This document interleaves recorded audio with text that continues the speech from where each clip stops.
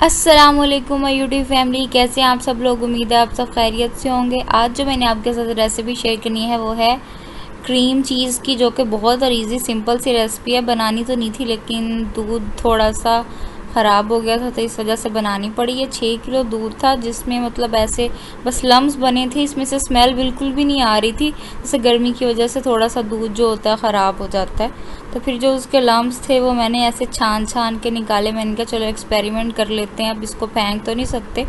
तो इस तरह हमने इसको निकाल लिया। सारे जो इसके लम्स हैं वो सारे निकाल लेने हैं। इन पंजाबी च की कहते हैं, दुध फुट्टा होया वा तो ओदियां फुटियां कढ़ लो तुसी। तो फिर उसको अब हमने क्या करना है, इसमें से सारा पानी जो है इसका स्क्वीज़ कर लेना है अच्छे से। हाथ से आपने इसको निचोड़ लेना है, इसमें पानी नहीं रहना चाहिए। 4 टेबलस्पून हमने बटर लिया है जो घर का ही बना होता है। और फिर हमने ये ब्लेंडर लिया जिसमें हमने ये करना है। मेरे पास बीटर नहीं था, आपके पास बीटर अवेलेबल हो तो आप उससे कर सकते हैं, उससे ज़्यादा अच्छा हो जाता है। तो इसमें थोड़ा सा ये टाइम टेकन है, मतलब टाइम थोड़ा सा लगता है लेकिन हो जाता है। तो हमने पहले बटर ऐड किया, फिर उसमें ये दूध का ये जो मिक्सचर था ये ऐड किया, और फिर उसके बाद हमने 1 टेबलस्पून नमक ऐड किया। तो हमने इसको सारों को आहिस्ता आहिस्ता करके चलाना। पहले मैंने सारा ही डाल दिया था लेकिन वो इतना सही से चला नहीं था।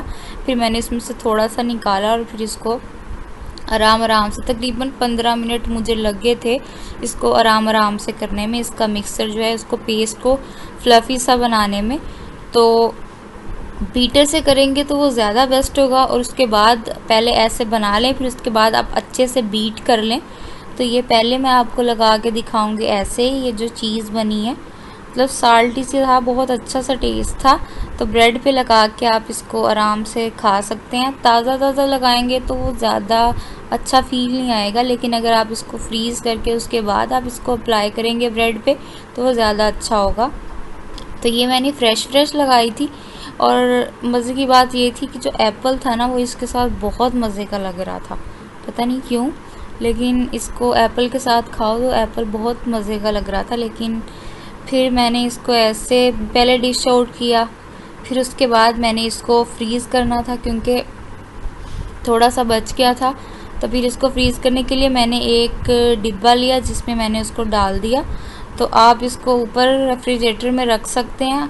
तो मैंने इसको सबको रख दिया था। फिर उसके बाद मैंने तकरीबन इसको 1 घंटा रखा था, 1 या 1.5 घंटा। और उसके बाद फिर मैंने इसको दोबारा से ब्रेड पे अप्लाई करना चाहा था। मैंने कहा चलो देखते हैं। ये देखें, जब हमने इसको फ्रीज़र से निकाला है 1.5 घंटे बाद तो इसका टेक्सचर कुछ इस तरह था।